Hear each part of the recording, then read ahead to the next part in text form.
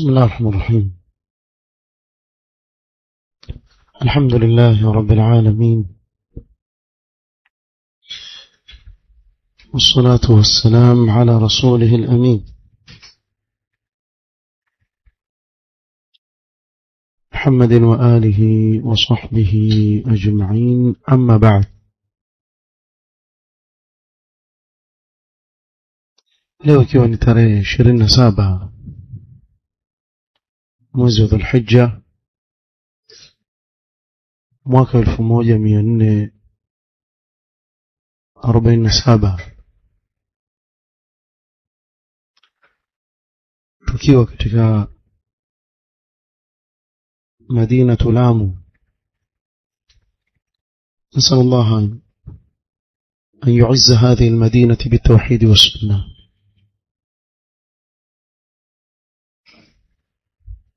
kama tulivyoahidi katika kikao kilichopita kuwa leo insha Allah taala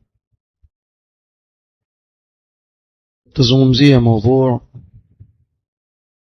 kama takunu yuwalla alaykum, kama mlivyo nyinyi ndivyo Allah subhanahu wa ta'ala atakavyowajalia viongozi walioko juu yenu. Mwanzo kabisa napendelea nitangulize na jambo ambalo pengine tulisoma sana katika Qur'an, lakini baadhi yetu labda latupita. Kuna kasoro kwa wengi katika sisi katika kuzingatia haya maneno ambayo mara nyingi tuyapitia. Allah subhanahu wa ta'ala akizungumza katika kitabu chake daima kuhusu jambo la uongozi hulinasibisha kwa nafsi yake, kuwa hakuna kiongozi yoyote anayekuwa kiongozi katika huu ulimwengu isipokuwa ni Allah subhanahu wa ta'ala ndiye anayemjalia kuwa kiongozi. Tukianza kuanzia suratul Baqara, hata Allah subhanahu wa ta'ala alipotaka kumleta Adam alayhi salatu wassalam katika hii ardhi, kabla ya kumuumba aliwaambia malaika wake, inni ja'ilun fil ardi khalifa, inni ja'ilun fil ardi khalifa. Kwa yeye ndiye aliyemleta huyu mwanadamu au kumleta Adam ambaye ni baba yetu na kizazi chake kuwaamirisha huu ulimwengu. Ni yeye subhanahu wa ta'ala aliyewachagua viumbe hawa ndio watakuwa wakiupeleka huu ulimwengu, wakiuendesha huu ulimwengu, bila shaka kwa mipango yake Allah subhanahu wa ta'ala. Kadhalika katika hii suratul Baqara, Allah subhanahu wa ta'ala ameeleza ndani yake kuhusu tukio la Banu Israili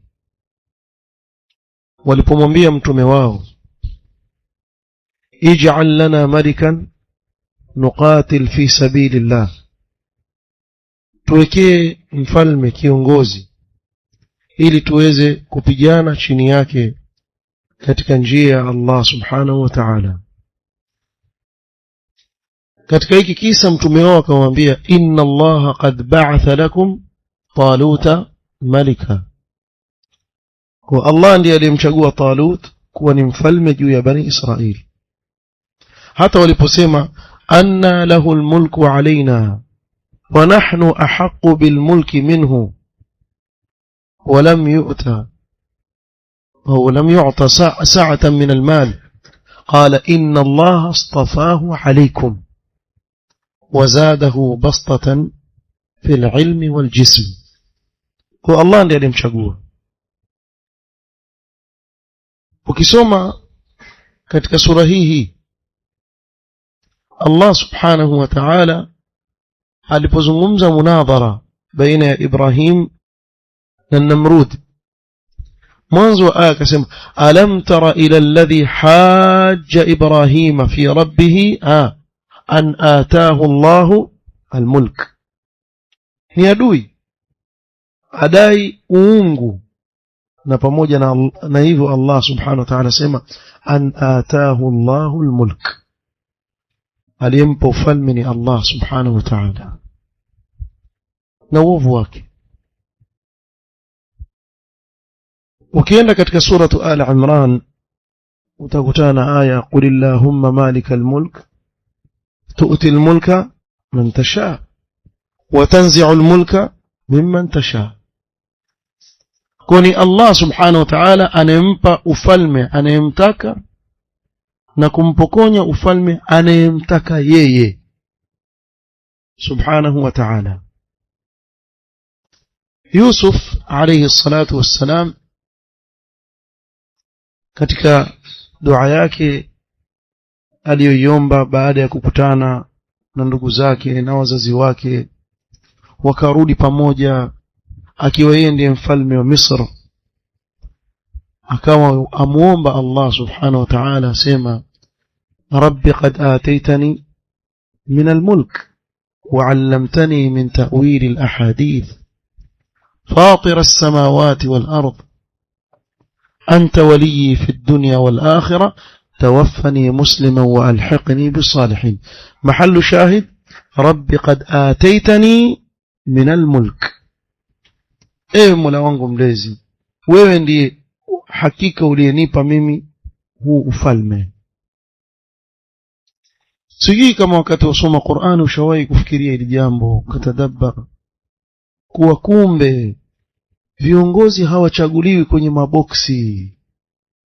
Ndio hata mkajaza makaratasi mle ndani, viongozi anayewaweka ni Allah subhanahu wa ta'ala.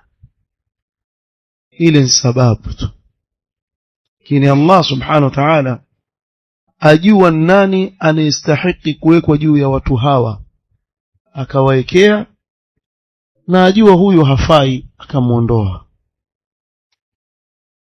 Lakini baada ya kufahamu hayo, nataka nizungumze upande wa pili sasa, jambo jingine hili pia lieleweke. Pengine tusoma Qur'an wakati mwingine kiubinadamu mtu akawa haya maana yampita. Tufahamuni kuwa la yaqa'u shay'un fi mulki Allah wa kullu shay'in mulkun lahu subhanahu wa ta'ala illa bi amrihi. Hakuna jambo lolote linalotokea katika ufalme wa Allah, na ufalme wote ni wake yeye, isipokuwa kwa amri yake Allah subhanahu wa ta'ala. Hili ni lazima lifahamike. Wama yusibu an-nasa min nakabatin huwa natijatu a'malihim, na majanga yanayowapata watu ni natija ya matendo yao wenyewe. والله حكم عدل سبحانه وتعالى. na Allah subhanahu wa ta'ala ni hakimu mwadilifu subhanahu wa ta'ala. Kwa hiyo watu waishi chini ya rehema ya mema yao au chini ya adhabu ya maasi yao, ya maovu yao wao wenyewe. Kila mja anaposimama sawa sawa katika sheria ya Allah subhanahu wa ta'ala, basi na maisha yake ya kidunia yatanyoka. Bimaana kila mja anaposhikamana dini ya Allah akasimama kisawa sawa, na ndivyo mambo yake ya kidunia pia hufanya nini? Unyoka. Sikilizeni makini sana.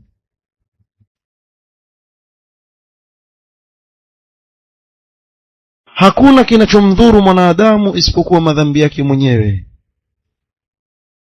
kwa maasi yake anayoyafanya ndio madhara anayoyapata. Allah subhanahu wa ta'ala sema walau anna ahla alqura amanu wattaqu lau kama watu wa mji wangeamini wakamcha Allah subhanahu wa ta'ala, na kumcha Allah ni kutekeleza maamrisho yake na kujiepusha na makatazo yake, la fatahna alaihim barakatin minas samai wal ardh, tungeliwafungulia baraka nyingi sana kutoka juu na chini.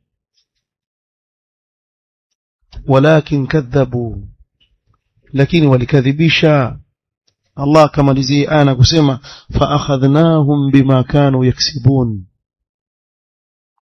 tukawapatiliza kwa yale madhambi waliokuwa wakiyafanya, tukawapatiliza nayo.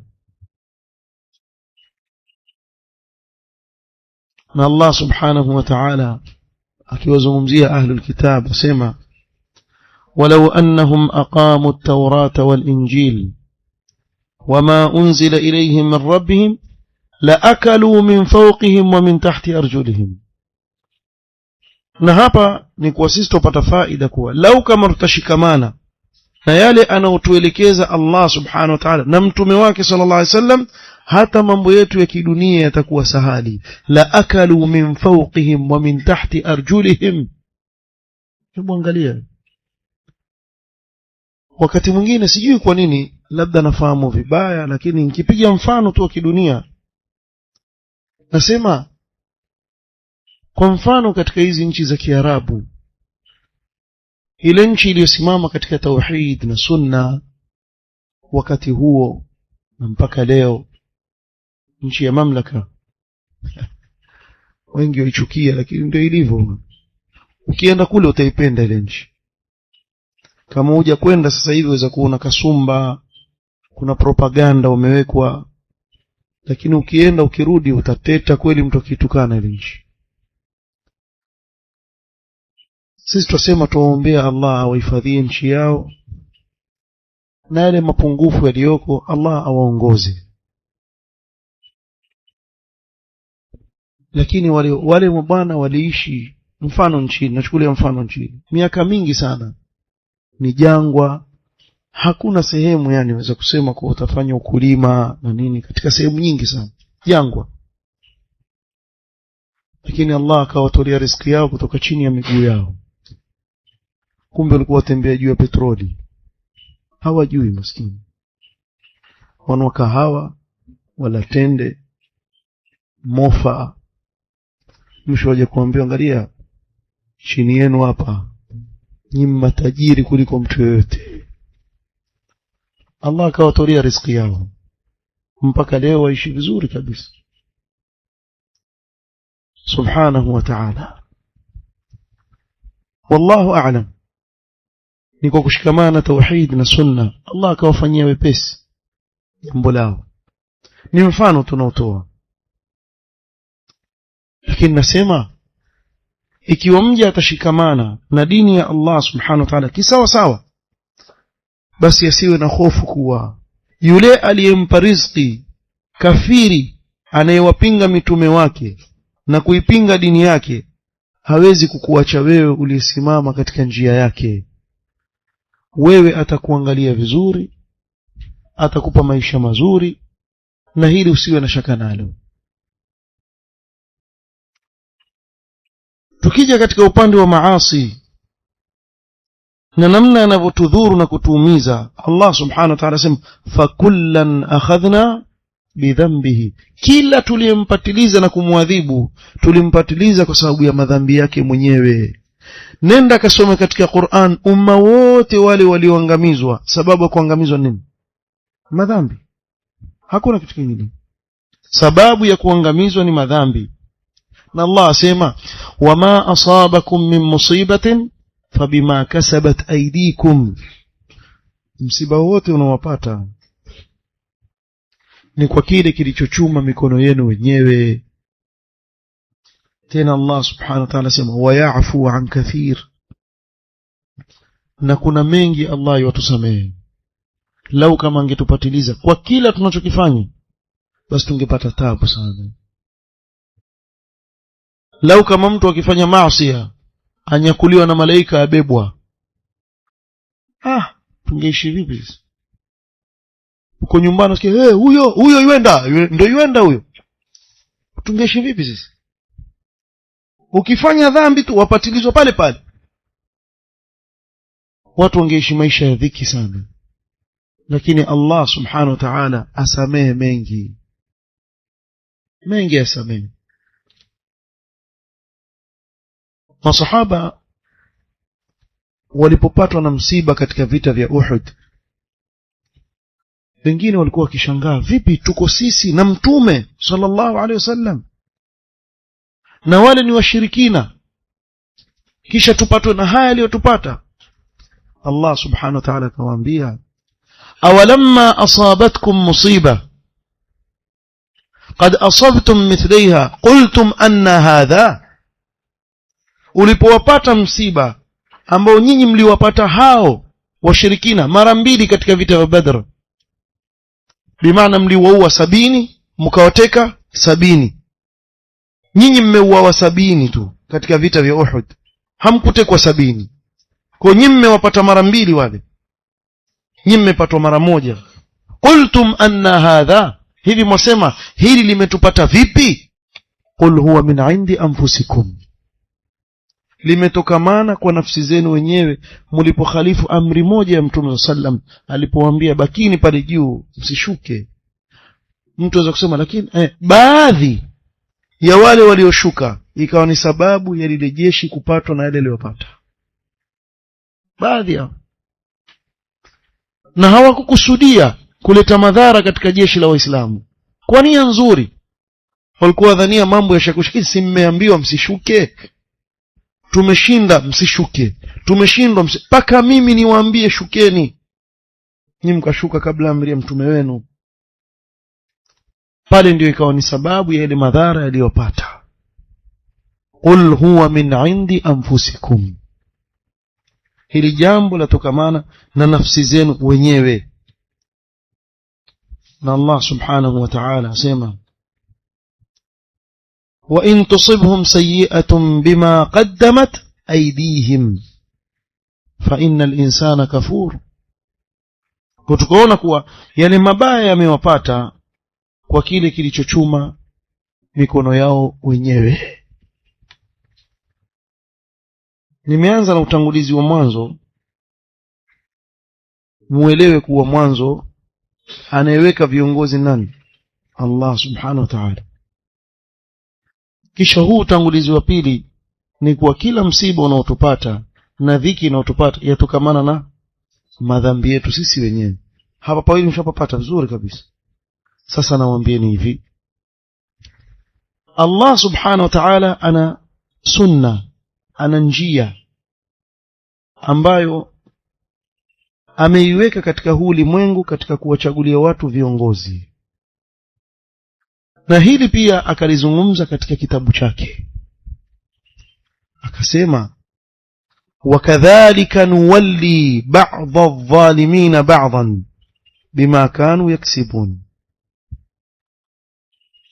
Hii ni suratul An'am. Kwa hiyo kuna kaida na kuna njia Allah ameiweka katika huu ulimwengu, si ni yeye ndiye anayechagua kiongozi. Asema na hivyo hivyo tutawafanya madhalim kuwa ni viongozi wa madhalim wenzao kwa sababu ya yale walioyachuma wenyewe. Fahamu? Allah alipomzungumzia Firaun na namna alivyowafanya wajinga watu wake, asema fastakhaffa qaumahu faata'uhu, aliwafanya wajinga watu wake na wao wakamtii. Kwa nini? Innahum kanu qauman fasiqin, kwa sababu walikuwa ni watu waovu. Ndio Sheikhul Islam rahimahullah ta'ala akasema lifisqihim sallata Allahu alayhim Fir'aun, kwa sababu ya uovu wao Allah akawasalitishia kuwa kiongozi wao Firaun, akawa ndiye anayewaongoza sababu ya uovu wao wenyewe. Kwa hii ni sunna Allah subhanahu wa ta'ala ameiweka katika huu ulimwengu, kwa awachagulie watu viongozi wao kulingana na matendo yao wenyewe, na hili Mtume sallallahu alaihi wasallam akaliweka wazi kabisa. حديث عبد الله بن عمر رضي الله عنهما قال أقبل علينا رسول الله صلى الله عليه وسلم فقال siku moja mtume sallam alikuja kwa masahaba wake akawaambia maneno haya, mimi waambia na nakariri kusema alhamdulillah, dini yetu ina tatuo ya kila matatizo tuliyokuwa nayo kwenye Qur'an na Sunna. Lakini mfano wetu sisi ni kama ngamia anayekufa na kiu kwenye jangwa na maongoni amebeba maji, kabebeshwa debe la maji juu, lakini hajui yule ngamia kuwa kuna maji, achukue aweke chini afungue, weza mnyama kwa yuwafa na kiu. Wewe ukipita pale wakuta kuna madebe ya maji yalikuwa mbebeshwa. Ndio mfano wetu sisi, tuna kila kitu tunachokihitajia katika kitabu cha Allah na sunna ya Mtume sallam, lakini sijui kwa nini twapitwa. Alafu twapenda watu wa hamasa, hatupendi watu wenye kutumia akili na hikma. Sisi twapenda kuambia jamaa twendeni maandamanoni, wenda na champali zako, wewe mwenyewe wavaa champali, kisha ukikimbia kumenyesha mvua anza kuteleza, mara kiatu kimepasuka, mara ya nini? Sasa nyinyi mwapenda shida ya watu, wapenda watu kama kisha yule shujaa yule. Hakuna ushujaa wote, yule ni mjinga awaelekeza watu katika maangamivu. Watu watakwenda kuuawa, watu watakosa amani. Lakini hawa ndio katika mujtamaa leo wachukuliwa ndio mashujaa, waogopi. Ushujaa ni kitu kingine na tahawur, kuna shajaa na tahawur. Ikiwa wewe wapeleka gari ovyo si shujaa, wewe ni mjinga, una tahawur. Lakini ukamwona mtu apeleka gari lake makini, nini? Mimi shujaa? Wewe si shujaa. Shujaa ni yule anaingia mahali ajua pale nitakwenda kupambana na naweza kutoka salama, lakini nenda pale nenda kujimaliza. Kwa nini niingie mimi? Uislamu haukuelekeza katika hili jambo ambalo si ushujaa. Hasa hapo ingia kwenye ujinga, wajitia kwenye usafihi. Mtume sallallahu alaihi wasallam hili jambo amelizungumza huko zamani kabisa, akawaambia masahaba, ya ma'shara almuhajirin, walikuwa muhajirun ndio wako pale, enyi mkusanyiko wa muhajirin, khamsun, mambo haya matano, yasikilize makini, mambo haya matano, idha btulitum bihinna, mtakapotahiniwa nayo mambo haya matano, wa a'udhu billahi an tudrikuhunna, na walindeni nyinyi na Allah msije mkayakuta mambo haya matano, sababu si mazuri. Lam tadhhari alfahishatu fi qaumin qattu, hakutadhihiri uchafu kwa watu wowote, qattu, hatta yu'linu biha, mpaka ikawa ile maovu yale na ule uchafu waufanya wazi bila kujali. Hautadhihiri uchafu mpaka watu wakawa wafanya ule uchafu wazi bila ya kujali. Illa fasha fihim at-ta'un wal awja'u allati lam takun madat fi aslafihim alladhina madaw, hawataufanya uchafu hawa watu mpaka wakawa wauweka wazi ule uchafu, isipokuwa Allah subhanahu wa ta'ala atajalia kuenee kwa wao maradhi ta'un, na atawaletea maradhi ambayo hayakuwepo kwa wale waliokuwa kabla yao. Maneno ya Mtume sallallahu alaihi wasallam. Allahu akbar. Usikia kuna ukimwi, si kuna vitu gani havikuwepo kwa wale watu wa kale, hawakuviona kwa sababu ya uchafu ulivyoenea mpaka wakawa ueneza na hawajali watu kufanya ule uchafu. Sallallahu alaihi wasallam. Allah atawaletea ta'un, maradhi yatakaowaua watu kwa wingi, na atawaletea maradhi ambayo hayakuwepo kwa wale waliokuwa kabla yenu. Kisha akasema, walam yanqusul mikyala wal mizan, na hawatapunja katika mizani wanapopima katika mapishi yao, katika mizani zao, wanapopima wakawa wadhulumu wale wanaokuja kununua bidhaa kwao.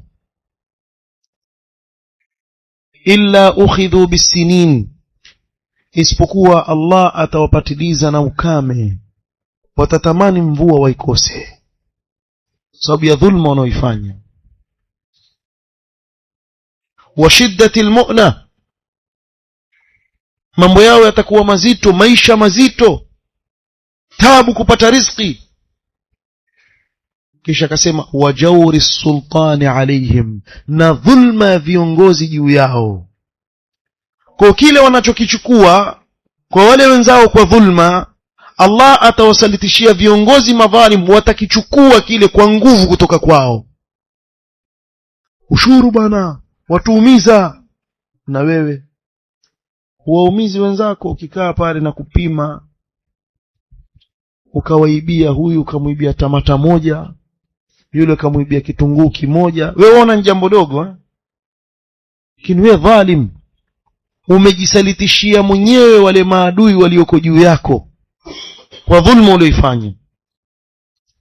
Walam yamna'u zakata amwalihim illa muni'u alqatra min as-samaa, na hawatazuia zaka za mali zao isipokuwa Allah atawanyima mvua kutoka juu, haitateremka. Soma mvua inyeshi, watoa zaka. Twende tukaswali istisqa, jamaa huenda wakaswali, akirudi hamna kitu. Ndio kumbe kuna jambo walifanya lazuia ile dua yao kukubaliwa, nao ni kuwanyima mafakiri haki yao, kuwanyima wale wanaostahili katika mali zao. Ile zaka hawaitoi. Mtume sallallahu alaihi wasallam asema walaula albahaimu lam yumtaru, na lau kama si wanyama wasingeiona kamwe ile mvua. Hata ikinyesha inyeshi kwa ajili yao, yanyesha kwa sababu kuna viumbe wengine maskini wahitajia. Kwa Allah yuwateremshia wale wengine na nyinyi mwadandia, lakini ilikuwa si yenu sababu nyinyi waovu, hamtoi zaka mkawaangalia wale maskini, mkawasaidia wale wanaostahili kusaidiwa. ولم ينقضوا عهد الله وعهد رسوله إلا سلط الله عليهم عدوا من غيرهم فأخذوا بعض ما في أيديهم. نهوا تفنج أهادي الله نأهادي متوم صلى الله عليه وسلم يكواتي الله نمتوم واكي، isipokuwa Allah atawasalitishia adui asiyekuwa wao, asiyekuwa katika Waislamu. Atawasalitishia adui asiyekuwa wao, akachukua baadhi ya vile vilivyoko katika mikono yao, akawadhulumu. Kisha akasema wama lam tahkum a'immatuhum bikitabillah ويتخيروا بما أنزل الله إلا جعل الله بأسهم بينهم. na viongozi wao wakiwacha kuhukumu kwa sheria ya Allah, Allah atawasalitisha wenyewe kwa wenyewe, itakuwa vita ni wao kwa wao, sababu wamewacha hukumu ya Allah subhanahu wa ta'ala. Hadith akhrajahu Ibn Majah rahimahullah ta'ala wa sahahahu al-allamah al-Albani rahimahullah. Wa hakadha taf'alu adh-dhunub, hivi ndivyo madhambi yanavyofanya watu. Kwa hakuna jambo lolote linalowashukia watu katika dhiki isipokuwa ukitizama utakuta kuwa sababu iliyowapelekea wao kusalitishiwa wale maadui zao juu yao ni kwa sababu ya madhambi waliokuwa nayo. Sasa hapa tuje kwa mada yetu hii, kama takunu yuwalla alaikum. Hivi tukijiangalia sisi, na hapo sijiangalie wewe, tujiangalia sisi kwa ujumla, kweli vitendo vyetu vyamridhisha Allah subhanahu wa ta'ala? Ikawa tustahiki kuwekewa viongozi wema? Tujiangalie makini sana, tukoje sisi? Nataka nisome maneno ya Ibn al-Qayyim rahimahullah ta'ala ambayo ndio nitamalizia nayo, yatatueleza kana kwamba yuishi leo, aona vile tunavyoishi sisi. Subhanallah. So maneno yake ameegemeza katika maneno ya Allah na ya Mtume sallallahu alaihi wasallam. يقول الإمام ابن القيم رحمه الله تعالى وتأمل حكمته تعالى hebu taamali hikma yake Allah subhanahu wa ta'ala fi an ja'ala muluka al-ibadi wa umara'ahum wa ullatahum min jinsi a'malihim, akawafanya viongozi maamiri wale viongozi wafalme walioko juu ya waja wake ni kulingana na amali zao, kulingana na matendo yao. Kisha akasema bal kaanna a'malahum dhaharat fi suwari wulatihim wa mulukihim, ni kana kwamba matendo yao yamedhihiri katika sura ya viongozi wao. Hapa Kenya hapa sisi tunapoishi, kwa mfano wewe wasafiri, Allah tuhifadhi sote, kisha ukapata ajali njiani uelekea Nairobi gari likapenduka tu hivi, wale watu waliokuwa pale karibu, kitu cha kwanza mwanzo fanya nini? Nyote jawabu lenu mbona mfanana? Hakuna mtu amejibu jawabu la tofauti hapa, kila mmoja sema utafanya nini? Waibiwa. Umeelewa? Kitu cha kwanza mwanzo waibiwa, si kitu cha kwanza utasaidiwa. Kuna kuibiwa na kusaidiwa. Wewe waibiwa, simu yako itakwenda, saa yako itakwenda, na kila kilicho na thamani katika ile gari yako mwanzo chaenda. Kisha baada ya hapo, maskini bwana, simu mtoe basi kwenye ile gari. Lakini mwanzo aibiwa. Wasema kuwa katika Wakenya 10 9 waizi. Sijui kama tumo humu, wewe utajipanga mwenyewe. Lakini katika 10 wasema 9 waizi. Hebu niwaulize, kuna helikopta ya wanajeshi ilianguka kijiji fulani kule bara, watu wakaiba mpaka ile black box kwenda kuifanyia nini? Wajua katika ndege kuna ile black box ile, sio black nini ile, ndio inaonyesha sababu ile ndege kuanguka na nini, itilafu gani litokea. Paka hilo pia limeibiwa. Wanajeshi kule wakakasirika, mkumbuka hizo habari zilienea, wakaanza kufanya msako mkali sana katika ile sehemu. Sasa nyinyi mnaoiba mpaka black box, mwalalamika nini kuhusu viongozi wa hizi? Ukinyosha kidole kimoja kwa mwenzako, kuna 4 vya kuelekea wewe. Umefanya nini wewe mpaka ukaikiwa kiongozi namna hiyo? Ulifanya nini wewe? Sikilizeni niwaambie ni wazi, kama nyinyi ni waizi, viongozi wenu watakuwa kama nyinyi, kwa sababu wale viongozi wametokamana na nyinyi. Na kama nyinyi ni wema, basi viongozi wenu watakuwa wema, kwa sababu yule kiongozi jana alikuwa ni kama mimi na wewe, tukamjalia yeye kiongozi wetu. Ibn Qayyim asema wale viongozi wale vile walivyo ndiyo sura ya matendo ya wale raia. Sasa hebu niambieni mimi, hivi tukija huku kwa mfano tukaangalia hizi nchi tunazoishi, je, si vile vitendo vyao ndio vitendo vya wale raia? Ama kuna mtu yakataa hapa? Kama wakataa waweza kutuambia, kisha ukaja hapo kueleza hoja zako. Watu wote msikitini hapo watakupinga, kwambia twastahili bwana, ndivyo ilivyo. Ibn Qayyim asema fa in istaqamu istaqamat mulukuhum, wakinyoka raia na viongozi wao watanyoka. Wa in adalu adalat alaihim, na wakiwa waadilifu na viongozi wao watakuwa waadilifu juu yao. Wa in jaru jarat mulukuhum wa wulatuhum, na wakiwa madhalim raia na pia viongozi wao watakuwa madhalim juu yao. Wa in dhahara fihim almakru walkhadi'atu fawulatuhum kadhalika, kukidhiri baina yao vitimbi vile na uongo katika mabiashara yao na nini. Leo wafanyi biashara walia bwana, akija mtu kukuomba yualia kweli kweli, nipe bwana, nipe kwa deni, nitakulipa kesho tu. Wewe mwanzo nikwambie kitu kimoja, ukimsikia mtu akwambia kesho tu, mwambie hutokufa mpaka kesho, subiri utapata yako. Usimpe huyo ngoja kukutapeli, wallahi. Tena Sheikh, watu wamekuwa na utapeli katika mabiashara. watu wamekuwa na uongo, wafanyi biashara walalamika kwa dhulma wanazofanyiwa na watu wengi, kisha mtu ataajari, wajua habari ana. Na usijidanganye ukamwambia basi bwana nakuachia Mungu, shukran, ashukuru kwa utomsumbua tena, unamwachia Mungu, hajali.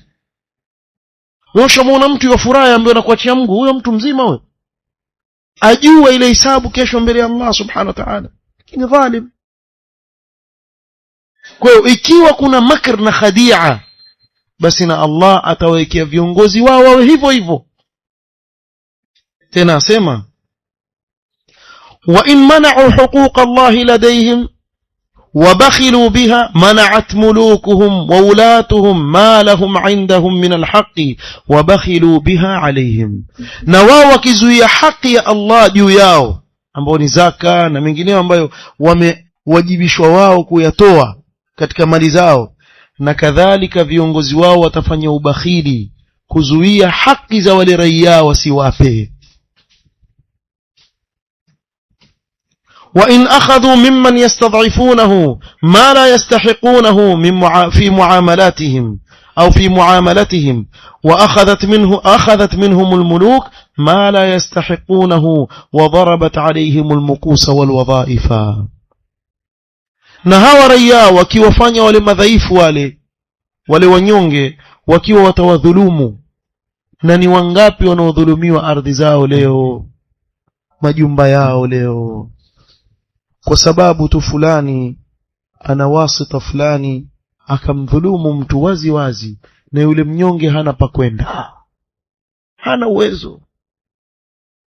hana uwezo wa kuweka wakili, hana uwezo wa kwenda makotini, hana uwezo, basi wabakia bwana, tafanyaje bwana, na kuachia Allah, na yule jiona ameshinda, sio? Ibn Qayyim asema na viongozi wao watachukua kutoka kwao kama kile walichokichukua kutoka kwa wale madhaifu, na watawekea almukus ni tax. Muone hizi dharaib hizi, kila siku malalamika zaongezeka, na nyinyi mkoje katika miamala yenu? Hii ni Allah awasalitishia nyinyi kwa sababu ya dhulma mnazozifanya watu wengi, kuwadhulumu wale watu madhaifu wasiokuwa na uwezo. Mkawadhulumu bwana, mtu ana kijishamba chake maskini, mwenyewe aishi siku zote ni chake, utapata karatasi, tusijali, karatasi ikitoka ni ya mtu mwingine kadhulumiwa. Na mimi sina haki yangu hii, nenda kokote wewe unifanye chochote, sawa. Kisha na wewe utaona zitatoka kwa wapi. Ndio ukaona watu wengine kazi yake ni dhulma tu, haishi mara na hiki mara na kile, mara mtoto wake ampatwa na hiki, mara mali yake apatwa na hiki, mara patikana na maradhi haya, aambiwa sasa wewe mpaka usafiri nchi fulani. Muone yule maskini aweza kupatwa na maradhi, Allah akamfanyia sahadi kweli, kila tangawizi tu yapoa, hanjo wewe hapasuliwa tu, akipasua mpaka mwisho atembea kama waweza kusema huyu ni robot, ni binadamu, ni binadamu. Allah atakusalitishia wewe yale atakayotoa ile haki ya watu kutoka kwako ghasban annak, siwe dhalim. Na Allah atawekea viongozi watachukua kwa nguvu kile mlichochukua kwa madhaifu kwa nguvu. Hii dunia inayomiliki ni yeye bwana subhanahu wa ta'ala, na haridhi jambo la dhulma. Allah subhanahu wa ta'ala inni haramtu dhulma ala nafsi. Ikiwa Allah ni muweza juu ya kila kitu na amejiharamishia mwenyewe akasema dhulma mimi siifanyi, wala yadhlimu rabbuka ahada subhanahu wa ta'ala, wewe mja dhaifu nani wewe hata uweze kudhulumu? waja'altuhu bainakum muharraman fala tadhalamu, msidhulumiane bwana. Kwa nini umdhulumu ndugu yako? Sisi tungeishi bwana na mafunzo haya tungelikuwa na raha bwana, hasa hii miji yetu ya Kiislamu alhamdulillah, tungelikuwa tuishi kwa raha kabisa, kila mmoja ala haki yake bwana. Kwa nini umdhulumu ndugu yako? Na dhulma haifai, si kwa Muislamu wala si kwa asiyekuwa Muislamu, haifai. Bali naweza kusema kwa asiyekuwa Muislamu ndio zaidi uchunge. Kwa nini? Kwa sababu ukimdhulumu, kitu cha kwanza atasema nini? Wana Waislamu bwana wadhulumu watu. Yule Muislamu mwenzako yajua umbwe rali naye si ndo mambo yake, mwizi tu huyo. Yule Ali bwana mambo yake hasemi dini, sababu yeye Muislamu yajua kuwa dini hayamrishi hivyo. Lakini yule asiyekuwa Muislamu ukimdhulumu tu, kitu cha kwanza ndio yapata nafasi ya kuingilia, ukawa waiuza dini yako kwa shilingi 5 shilingi 10, wewe ndio sababu ya dini kuzungumzwa vibaya.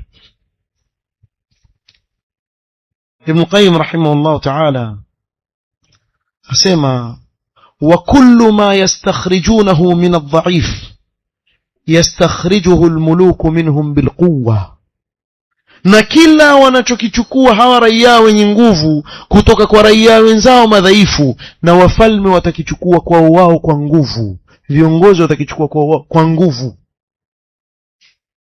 Mbona bwana nadhulumiwa bwana? Na wewe jiangalie makini, ulifanya nini? Kuna kitu gani wewe ukifanya wamdhulumu mtu dhaifu bwana? Na wewe pia kitachukuliwa kwako kwa nguvu. Kisha akasema fa'ummaluhum dhaharat fi suwari a'malihim, kwa viongozi wao wakadhihiri katika sura ya matendo yao wenyewe. Kisha akasema maneno mazuri sana, walaysa fil hikmati al-ilahiyya, si katika hikma ya Allah subhanahu wa ta'ala, hailingani na hikma ya Allah subhanahu wa ta'ala, an yuwalla ala al-ashrar al-fujjar illa man yakunu min jinsihim, kuwa wawekewe viongozi wale watu waovu isipokuwa wawekewe watu kama wao. Si katika hikma ya Allah subhanahu wa ta'ala kuwa watu waovu kisha wawekewe mfano Abu Bakr as-Siddiq radhiyallahu anhu. Na ndio maana leo watu husema mbona si kama Umar fulani? Nani anayeweza kuwa kama Umar Khattab radhiyallahu anhu warda? Nani baada ya Umar aweza kuwa mfano wake? Na uadilifu waliokuwa nao Uthman radhiyallahu anhu na Ali ibn Abi Talib radhiyallahu anhu, lakini hawakufika kama mfano wa Umar radhiyallahu anhu. Na wale masahaba hawakudhulumu mtu, lakini kile kiwango kile msikiweke bwana kwa viongozi wa leo bwana, haiwezekani. Kwa nini? Kwa sababu raia wa Umar walikuwa ni Ali na Uthman. Raia wa hawa viongozi wetu nani? Ni sisi. Kwa hivyo viongozi wetu watakuwa kama tulivyo sisi. Ndio hapa akasema rahimahullah ta'ala, walamma kana as-sadru al-awwal khiyaru al-qurun wa abarraha kanat ulatuhum kadhalika. Ile karne ya mwanzo ya masahaba kwa kuwa walikuwa ni wema, basi viongozi wao wakawa kama wao wema. Allah akawekea mbora kuliko wao wote baada ya kufa kwa Mtume sana, ambaye nani? Abu Bakr as-Siddiq. Alipoondoka Abu Bakr as-Siddiq, Allah akawekea mbora katika wao aliyebakia Umar. Alipouawa Umar, Allah akawekea mbora katika wao waliobakia Uthman. Alipoondoka akawekea Ali ibn Abi Talib. Na kila watu waliposonga mbele walipobadilika, na viongozi wao walikuwa kufanya nini? Wakibadilika. Walipoanza wakati wa tabi'in watu kuleta ukorofi, wakaekiwa mkorofi mmoja aitwa Hajjaj ibn Yusuf al-Thaqafi. Huyo mtu huyo alikuwa muuaji sana, alikuwa dhalim. Na hivi tulivyozungumza sasa hivi ndivyo wanawavioni wa wakati ule ndio walivyosema. Alipozuka Hajjaj, haya madhambi yetu, Allah ametusalitishia huyu bwana, tutubie turudi kwa Allah subhanahu wa ta'ala. Ibn Qayyim rahimahullah ta'ala sema fa hikmatullahi ta'ba أن يولي علينا في مثل هذه الأزمان مثل معاوية وعمر بن عبد العزيز فضلا عن مثل أبي بكر وعمر، بل ولاتنا على قدرنا وولاة من قبلنا على قدرهم. حكمة يا الله سبحانه وتعالى haikubali kutuwekea sisi kiongozi mfano wa Muawiya radhiyallahu anhu na Umar ibn Abdul Aziz radhiyallahu anhu, wachilia mbali kuwekewa mfano wa Abu Bakar na Umar, Kwa nini? Kwa sababu viongozi wetu ni kulingana na matendo yetu, na viongozi wa waliokuwa kabla yetu ni kulingana na matendo yao. Hii ndio hikma ya Allah subhanahu wa ta'ala katika hili jambo. Namalizia na aya, inna Allah la yughayyiru ma biqaumin hatta yughayyiru ma bi anfusihim. Kwa mabadiliko hayapatikani mpaka kila mmoja wetu awe atakubali kubadilika. Kwa watu waanze katika majumba yao kubadilika, warudi kwa Allah subhanahu wa ta'ala. Msidanganywe bwana, hakuna shortcut. Eti mkasema tutakwenda tutafanya maandamano sisi na haki yetu tutaipata. Mtauawa na hakuna haki yoyote mtakayoipata. Tapigwa bakora na hakuna chochote mtakayopata, bali zaidi mweza kudhulumiwa zaidi kuliko vile mnavyodhulumiwa. Sababu njia mnazotusimwa taka ujeuri, na sisi tutaonyesha ujeuri. Kuna chochote mtapata. Sawa sawa vipi? Sawa sawa ni kila mmoja wetu abadilike. Mimi nakumbuka hapa mlikuwa na kiongozi mzuri hapa, si nikaonekana nafanya kampeni, kinasema tu basi naja mimi naona kisha yule kiongozi akapiga miaka yake 5, mkamtoa, mkamwangusha kwenye, sio msema hivyo, mkamwangusha kwenye maboksi. Kuna bwana mmoja alipishana naye hapa katika awamu ya miaka 5 iliyopita, azungumza peke yake hapa kwenye uchochoro hapa, akawa yomtaja yule kiongozi, uko wapi bwana, uone tunavyofanyiwa sisi, uko wapi? Apiga kelele peke yake, hayuko mambo uko wapi. Ikiwa mutabadilika na Allah atawaletea viongozi madhalim juu yenu. Na mimi nawaambia ni kitu kimoja, haweza kuwa kiongozi mzuri mumuone yule mwadilifu, lakini ikiwa sisi ni waovu hatosimama kwa juu yetu kiongozi. Wallahi asimame kwa kiongozi juu yetu. Tuchungeni sana alaka yetu sisi na Allah subhanahu wa ta'ala iko vipi. Na sisi tusiseme kuwa lakini mimi naona kuwa mimi nasimama sawa sawa.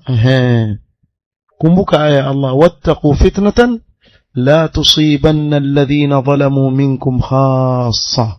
Fitna ikija bana haiwasibu waliodhulumu peke yake, bali wataingizwa watu wote ndani yake. Sasa cha sawa ni sisi kuamrishana mema na kukatazana maovu, ili linapotokea la kutokea Allah sisi atuhifadhi kwa njia zake subhanahu wa ta'ala. Kwani hamjaona watu walalamika maisha magumu na wengine waishi vizuri tu kabisa? Na kweli ukiangalia maisha magumu, lakini Allah akamfanyia wepesi. Kwa nini? Sababu alisimama katika njia ya sawa sawa, akawa awalingania watu katika njia ya sawa, awakataza njia mbovu. Kwa ile dhiki na wapata watu wote, yeye Allah ana njia zake wa muhifadhi, haimpati ile dhiki. Sijui nikiwa mmefikia hapa nitakuwa